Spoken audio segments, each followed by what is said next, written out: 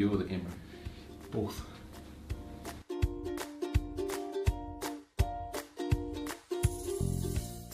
Well, Local Government New Zealand's vision for excellence really stemmed out of the reputation work we did last year that showed that while local government and the things we do are incredibly valuable and people get that, they do think there are some things that we can improve on, and they are around financial transparency, asset management, and some of the communications we use.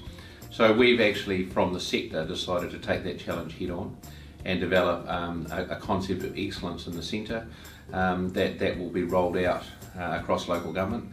And success will mean that actually communities see the difference. They recognise the decisions that have been made and the value of local government.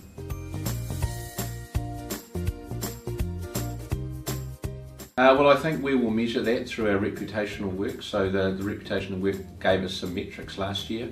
We'll measure that every 2 years, and we'll notify the sector and probably publish that data. So it's a transparent process. We're really saying that actually we think there is room for improvement. We're putting our hands up and saying we're up for the challenge. Local government's incredibly important in New Zealand. A lot of people don't understand the value for money they get from their rates. They don't understand the complexities of the issues we deal with. But that's no excuse. We have to go out and show people that we're doing the very best we can with their money and for their communities.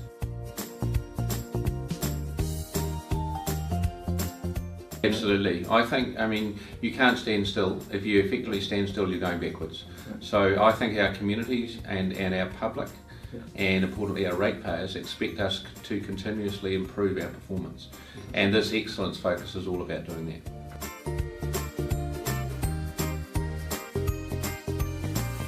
Well, I think it's multifaceted. First of all, we're trying to promote excellence in governance. This follows on, elected member training we've been using, the joint venture or partnership approach we've got with the Institute of Directors. It's about lifting the level of governance performance, because what people often don't realise is people get elected to councils with variable backgrounds, some of them having never had any governance experience. And there's a lot of assets and a lot of key decisions getting made around a council table, and we need to make sure that our members have the best set of skills to be able to do that. Understand. The next one I think is really around financial performance and transparency about that. I think the decisions we make are often difficult and complex, and there are millions of dollars at stake. Generally, our sector performs well in this space, but there is a constant search for value for money, for transparent decision making, for proper auditing processes, all those types of things, and that will be a key focus of our work. Understand. Any others? Well, really the only one is around how we manage our assets. The big one is around how we manage our assets. That's been a focus of ours from 2002 to now, and we're well ahead of Australia, and I'd argue well ahead of central government. But how we manage our assets fundamentally affects the bottom line and the rates that people pay, and how we can best manage those assets, and how efficiently we can manage those assets potentially puts millions and millions of dollars on the table around efficiencies that can be used for other things.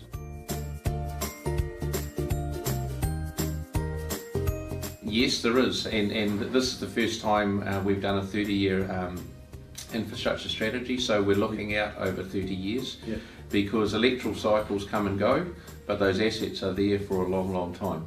I think the other focus of our work is actually we've identified that there is a disconnect between business and local government. So we are very keen to get much closer to business and how we transact our regulatory functions, how we work with them on planning decisions, how they see the value for money. So that is a concerted but new effort of Local Government New Zealand on behalf of the sector.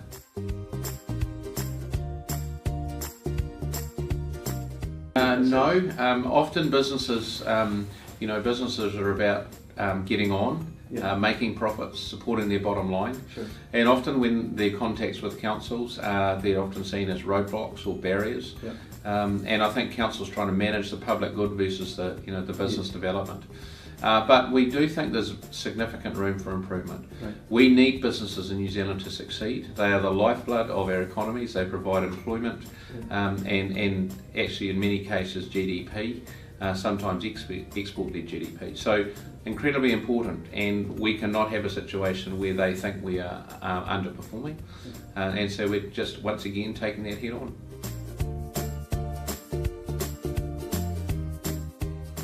Absolutely. Well, we've certainly done that at Local Government New Zealand. So years ago, Federated Farmers were on the other side of the fence from us. Federated Farmers today is a key part of what we do. They're a partner in many of the work, much of the work on policy that we do. We've now, got similar relationships with the Environmental Defence Society. There's the business interests. So we think if we put all that together, and when everybody understands the issues, in my experience, they've understood that they're complex. And I think once people understand them and they see that we can make the changes to make business more efficient, then I think absolutely they'll come on board.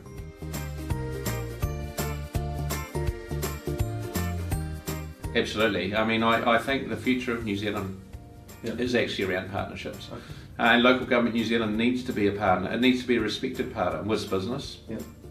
With environmentalists, with the government, and all those, with iwi, and all those spaces, we are, we need to be respected partners. And as part of that partnership, we need to pull our weight and do what we can to improve, the life for New Zealanders.